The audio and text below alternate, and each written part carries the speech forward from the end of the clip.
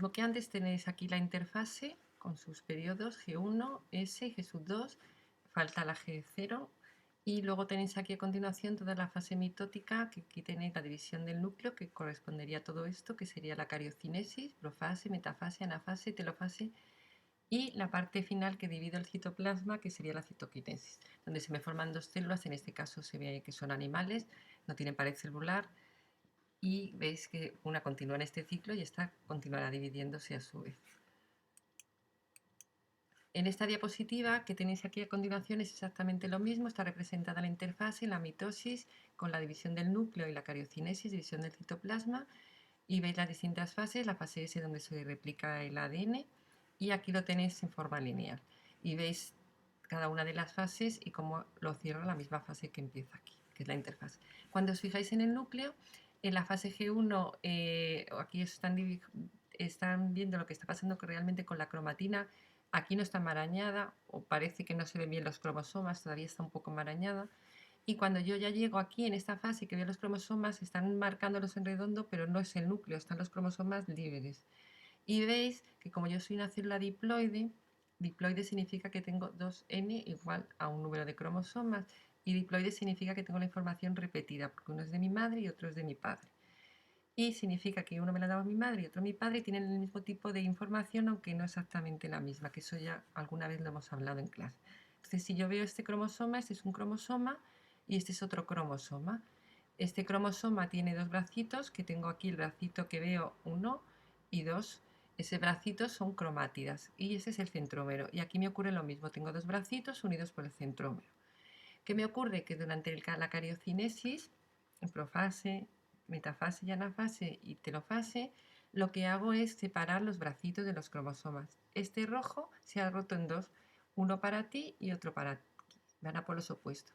Y este igual, uno para un sitio y otro para el otro. Como estos dos entre ellos llevan la misma información genética y estos dos entre ellos llevan la misma información genética, exactamente entre ellos es igual. Aquí tengo la misma información genética que en esta zona, porque la tenía como repetida.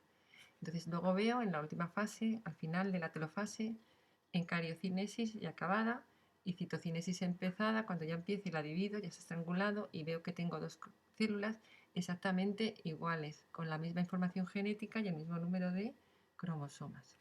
Si me fijo en la siguiente diapositiva, es exactamente lo mismo y aquí vuelvo a observar el núcleo con los orgánulos. Aquí supongo que se ha replicado el ADN y las histonas se han formado, y en la fase G2 ya empiezo a visualizar los cromosomas y os fijáis que tienen dos bracitos, son como X, unidos por el centrómero, porque realmente la replicación total no va a ocurrir hasta el final de la anafase, pero aquí yo veo que ya tengo replicado. ¿Qué significa? Que si en esta zona de aquí tengo yo un cromosoma con una información justo en este punto que dice que tengo el color de los ojos azules, aquí tengo que tener la misma información que dice que tengo el color de los ojos azules, porque lo que tengo es el ADN, la cantidad de ADN se ha doblado. Aquí, ¿qué observo en la mitosis? Pues ya tengo una mitosis y ya es el final de la anafase, porque ¿qué observo? Que cada bracito del mismo cromosoma se da un polo completamente distinto. Entonces yo me fijo y es como si yo fuera un cromosoma y me parto por la mitad. La mitad de Belén va a la derecha y la mitad de Belén va a la izquierda. Aquí ya, esto es para contaros un poco cómo se controla el ciclo celular o lo que teníais anteriormente. Aquí vais a ver que yo realmente tengo todo lo mismo que antes, tengo una fase G1 muy larga en la cual la célula ha decidido dividirse por todo lo que hemos visto antes y empieza a dividirse, pero en un momento decide diferenciarse y se va del ciclo y se está el tiempo que necesite entrar en una etapa de quiescencia, es decir, estoy ahí como en reposo haciéndome algo importante que es especializarme. Y si lo necesito, vuelvo al ciclo para continuar la división. Entonces aquí voy a tener una serie de puntos de restricción.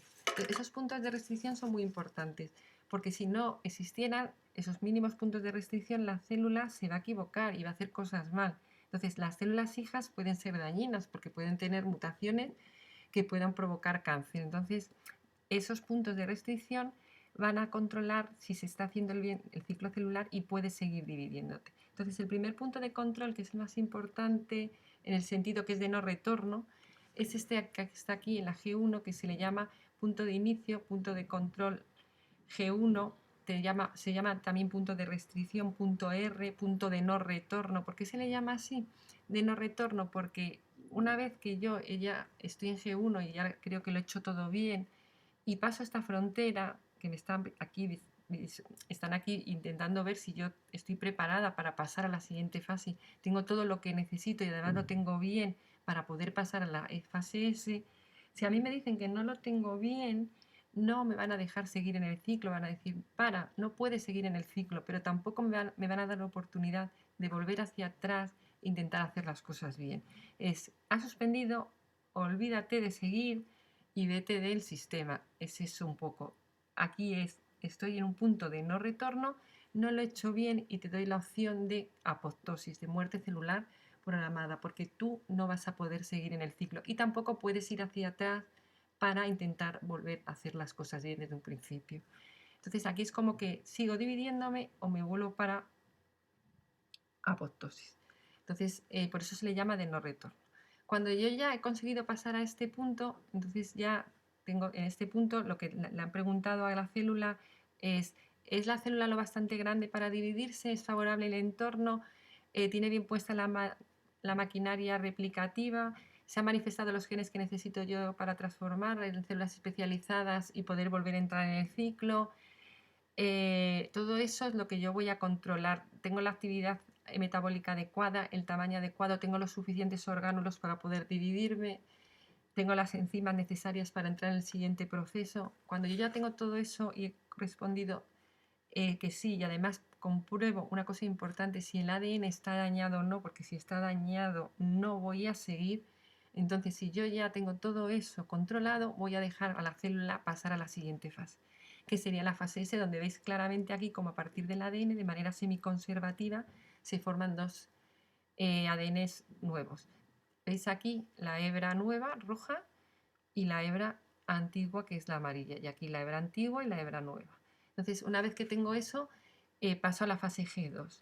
Y en la fase G2 está exactamente lo mismo. ¿Qué me pasa en esta fase G2? Que al final vuelve a haber un punto de restricción. No es tan sumamente, se llama punto de restricción o punto de control G2. No tiene otro nombre. Entonces, no es tan sumamente estricto como el anterior. Vuelvo a preguntar sobre todo si el ADN está correctamente replicado, si lo ha hecho bien, que es importante, y si es favorable el entorno, si la célula es suficientemente grande y si puede continuar entrando en mitosis. Lo que va a preguntar realmente qué le ocurre al ADN. Si yo he conseguido que ese ADN esté bien replicado y sus estonas estén bien colocadas. Entonces, una vez que yo ya tengo eso, voy a entrar en la fase de mitosis, que la tenéis aquí, que sería esta de aquí. Y aquí vais a tener otro punto de control de la metafase, que se llama punto de control metafase anafase, o punto de control de la metafase, que es justo la salida de la mitosis, ¿no? Y en ese control lo que voy a mirar es si en metafase los cromosomas están alineados perfectamente en el uso, es decir, si todos están colocaditos, bien colocaditos en el ecuador del uso mitótico. Eso me indica que si están bien alineados yo voy a poder seguir dividiéndome y ya continuaré. Y si no, pues lo mismo, me salgo del ciclo y apoptosis o muerte celular programada. ¿Veis aquí los 3 puntos? Uno justo lo tenéis al final de G2, uno lo tenéis al final o a mitad después de G0, ¿eh? Aquí de cuando decido volver con G0, veis que se lo representan aquí, y otro lo tenéis en metafase anafase, para ver si está completamente controlado todo esto. Es muy importante esos puntos de control, y la regulación de todo esto lo van a hacer proteínas quinasas dependientes de ciclina. Y se le llama proteínas quinasas dependientes de ciclina porque las ciclinas son las que se van a unir a las proteínas quinasas para poder controlar el ciclo. Más adelante hablaremos de ello. Entonces vamos a pasar a la siguiente diapositiva, y aquí tenéis todo lo que os he contado antes de cómo se controlaba ese ciclo celular, ¿de acuerdo?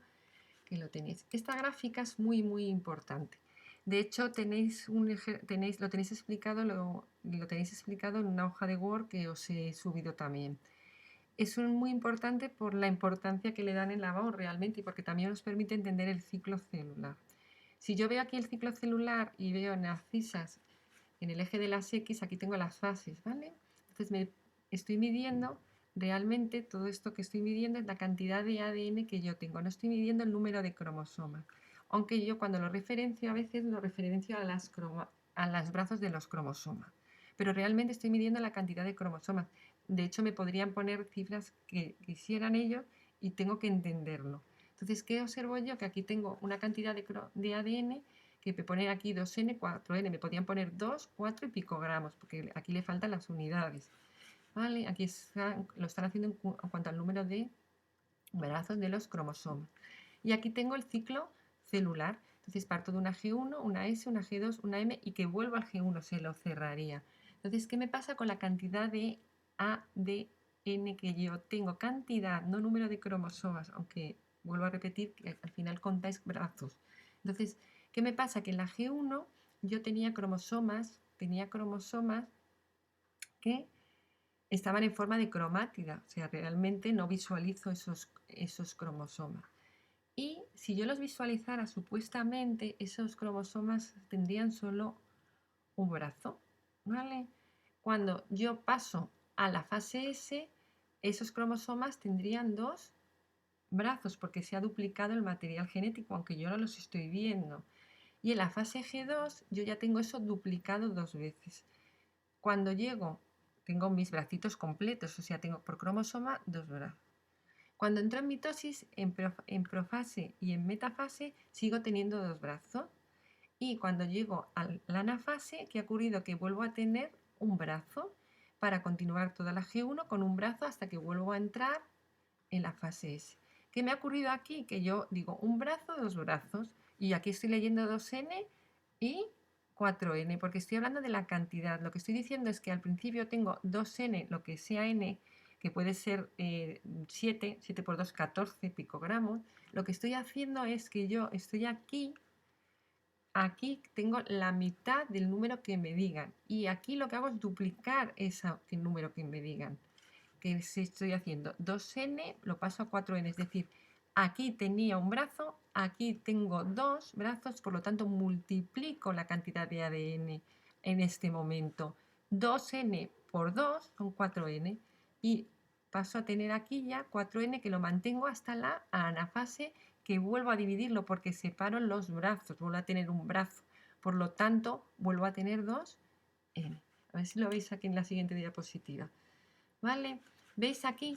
Estoy hablando de picogramos, ya estoy hablando de unidades, 10 a la menos 12 gramos. ¿Veis aquí? Tengo aquí los picogramos, entonces tengo la fase G1, la fase S, la fase G2 y la mitosis. Y vuelvo a G1, esto volvería a G1 y el tiempo en unidades de tiempo, que no me especifican cuáles son aquí, ¿vale? De actividad. Entonces, ¿qué voy a hacer yo? Veo que tengo 4, porque he partido de una cantidad de 4 picogramos. Es como si cogierais y pesarais en una balanza, midierais la masa porque en una balanza y os da 4 picogramos de ADN en G1. Y cuando llegáis a la S, veis que eso se va duplicando hasta que llega un momento que obtenéis lo máximo, que se para, que obtenéis el doble, 8. Y eso se mantiene durante G2 y parte de la mitosis, que de repente vuelve a bajar hasta obtener otra vez la mitad, que entraría otra vez en fase G1. Si yo me fijo, lo que me ha ocurrido, perdonad, lo que ha ocurrido aquí, si yo veo esto y me fijo en lo que está ocurriendo en los cromosomas, es lo que os decía. En la fase G1, que tengo la cromatina ahí completamente descondensada, la cromatina está en forma de cromatina, o sea, en collar de perlas, o fibra de cienastro, ¿no? O fibra de cromatina. Entonces, cuando yo me fijo en G1, ¿veis? Lo que estoy haciendo realmente es que tengo 4 picogramos de ADN, pero si yo me imagino los cromosomas futuros, esos cromosomas tendrían solo un brazo. Cada brazo pesaría de todos mis 46 cromosomas 4 picogramos. Cuando pasa a la fase S, ¿qué le están ocurriendo a esos dos futuros brazos que no existen porque no están condensados, pero que luego se van a formar? Que vería 2 brazos. Voy a ver de repente 2 brazos aquí que se están formando. Entonces, ¿qué me ha ocurrido? Que cuando yo voy a medir la masa de mis cromatina, veo que se ha duplicado a 8, porque estoy haciendo que cada cromosoma realmente futuro vaya a tener 2 brazos. Y en fase G2, que ya es el final, ¿qué observo ya? que se mantiene como al final de la S. ¿Por qué? Porque ya todos mis cromosomas que se están formando van a tener dos brazos, ¿lo veis? Aquí ya los veo, que tienen como dos brazos. ¿Veis aquí? Por eso lo tengo doble. En la mitosis, cuando yo entro en profase, sigo teniendo el doble de lo que tenía, porque ya tengo los dos brazos. En metafase lo tengo exactamente igual. Pero ¿qué me ocurre en anafase? Que se van a dividir los bracitos. Uno va a un lado y otro va a otro lado. Entonces, ¿qué voy a ver? Que esa célula, cuando entra en anafase al final, en telofase, concretamente cuando ya he dividido los núcleos y he dividido el citoplasma, al final de la mitosis, ¿qué observo? Realmente que tengo mis cromosomas solo otra vez con un bracito, que es lo que tengo aquí.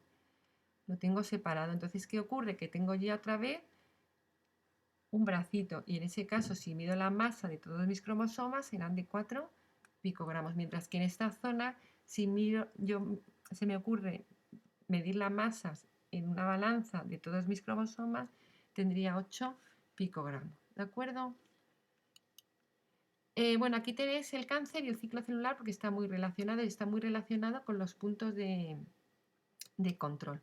Entonces, cuando lo relacionáis con los puntos de control que están aquí, yo lo veo, es una pregunta que también es importante, que la preguntan bastante también en la BAO.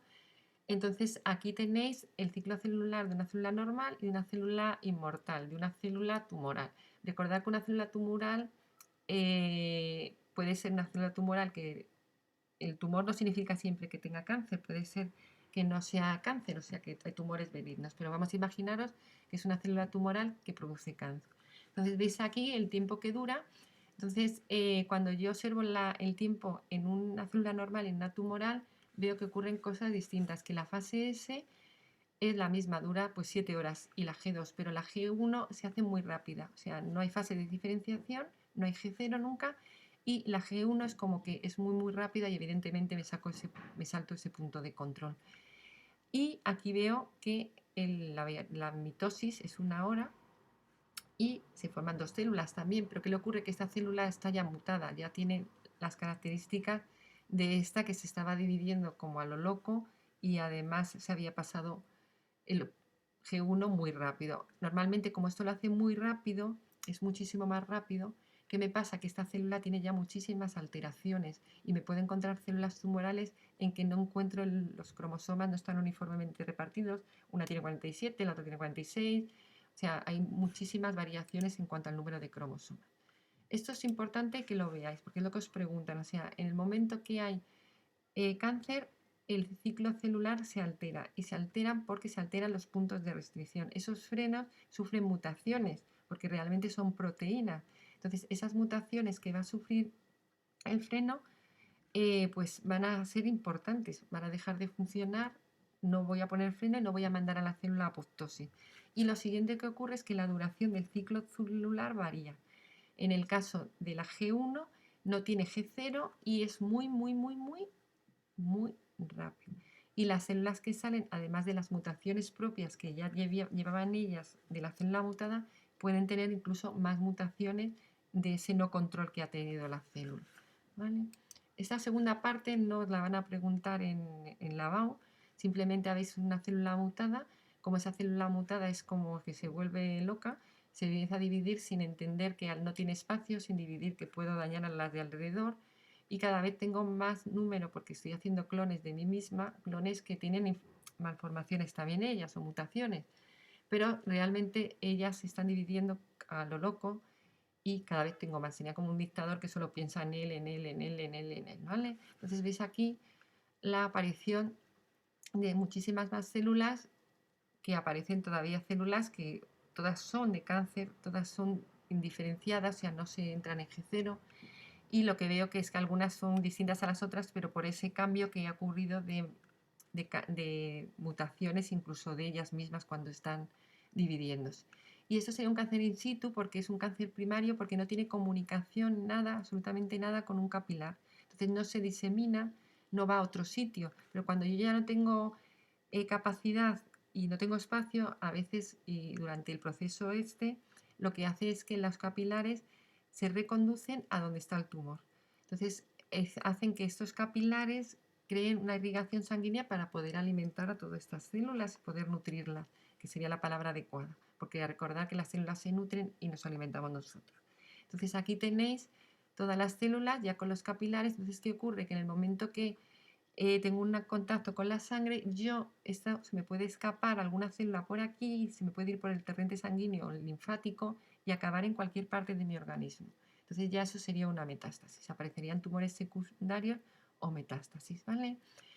Entonces, para que el tumor avance no es tan fácil, o sea, esto lleva mucho control. Aparte de los controles del ciclo celular, tengo un sistema inmunológico que también intenta que no ocurra eso. Entonces tengo a los linfocitos NK, que son los killers naturales, las células, los killer, linfocitos naturales, killer, que van a hacer que las células que tienen cáncer puedan llegar a apoptosis, a la muerte celular programada, pero a veces también eso falla, ¿vale? Entonces aquí lo tenéis escrito, no presentan nunca periodo G0 ni frenos del ciclo celular, su G1 es más rápida y se vuelven inmortales, en el sentido que no pienso en los demás.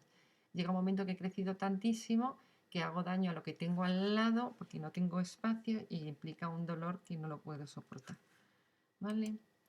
Aquí, bueno, tenéis el cáncer, ¿no? Hay sustancias que son cancerígenas que lo que potencian es la aparición de ese cáncer. Entonces, algunas sustancias son las sustancias químicas que pueden ser variadas desde el bromotileno, el metanol, las radiaciones ultravioletas que también me van a provocar a veces, o las radiaciones más dañinas del sol que las impide la capa de atmósfera, o las radiaciones provocadas en una central nuclear, o incluso cuando voy a hacerme una radiografía, que por eso tengo que tener tantos mecanismos de protección, importantísimos algunos virus o bacterias, sobre todo virus, están muy relacionados con la aparición de determinado tipo de cáncer. Aquí tenéis el del papiloma humano en el cuello del útero, que lo produce el cáncer de cuello de útero lo produce el papiloma humano, y existe una serie de vacunas ya en uso para impedir esto, que ya hablaremos más en clase. ¿Vale? Vuelvo hacia atrás, pero vamos. ¿Veis aquí? Lo mismo tenéis aquí todos los genes que reparan el ADN. Acordaros del ADN cuando se replicaba, que yo tenía una serie de enzimas que iban reparando esto que podía hacer mal el ADN. Y entonces, bueno, ¿qué tengo yo en el ADN? Pues necesito muchísimo tiempo para que esto ocurra. A veces en el caso del papiloma humano pueden pasar 20 años de un cáncer que pueda aparecer in situ para que luego ya pase a CIN 1, CIN 2, CIN 3 y puedan proliferar las células. Entonces aquí tenéis una forma de controlar todo esto. Entonces tenéis los protoncogenes. Yo tengo oncogenes, ¿vale? Que son dentro de la célula. Yo tengo pues una serie de protocongenes, mejor dicho, que codifican todas las proteínas que van a ser las que regulan el ciclo celular. Entonces esas proteínas son importantísimas en mi vida. Entonces de repente puede pasar por las distintas sustancias que yo pueda tener o genéticamente, que esos protoncogenes muten. Entonces producen muchísima más cantidad de proteínas reguladoras y la célula se divide muchísimo más rápidamente. Entonces a esos protoncogenes los llamo oncogenes y es como si fuera un acelerador. O sea, es como tu acelerador del coche. Voy más deprisa porque los protoncogenes, que son las que me van a regular, han mutado. Entonces se convierten en oncogenes. ¿Vale? Y luego también voy a tener una serie de genes supresores de tumores. Por ejemplo, tengo el P27 o el P53. El P27 hace que es una proteína que inhibe a la entrada de la entrada de la célula en la fase S. Entonces, esa proteína, si se muta, pues no va a controlar a la célula, la va a dejar entrar. Y la proteína P53 bloquea el ciclo cuando el ADN está dañado. Entonces, si esas dos proteínas, que son proteínas supresoras de tumores, porque se dan cuenta que algo pasa cuando los controles de la célula ya están dañados, e incluso con ellos también trabajan a la vez, me van a provocar apoptosis. O sea, para que lo entendáis un poco, esto es como el freno del coche, que es lo que se pone aquí. O sea, yo me he vuelto loco y además tengo otra cosa por si acaso me vuelvo loco que me controla, que son unas proteínas que suprimen los tumores si aparecen, que las más así que se conocen a vuestro nivel es la P27 y la P53. Y luego tengo unos genes que reparan el ADN. Entonces, cuando el ADN polimerasa 3 no funciona, pues está la ADN polimerasa 2 y a veces la 1 que repara y corrige esos errores de ADN. Entonces, realmente es algo, es un mecanismo que intentan controlarlo, porque si no, pues puede provocar el cáncer. ¿Vale? Aquí, bueno, tenéis otra vez lo mismo. Las radiaciones ionizantes se refieren a todas las radiaciones que vienen y que rompen el enlace, pueden ser no ionizantes o ionizantes. Las ionizantes son las que rompen los enlaces covalentes. Alguno habrá visto la serie de Chernobyl en HBO, si lo tenéis verla, entonces veis ahí lo que puede ocurrir una entrada masiva de radiaciones ionizantes, solo con ver el primer capítulo os vale, si queréis verlo. Y luego tenéis en químicos, pues tenéis sustancias químicas específicas y por eso tengo que utilizar siempre protección, los EPIs que se llaman, ¿vale? Y luego tengo biológicos, pues virus oncogénicos, o sea, virus que hacen que los protooncogenes se conviertan en oncogenes. Bueno, entonces aquí lo tenéis lo mismo, es exactamente lo mismo y vamos a pasar al siguiente punto y por eso os dejo aquí.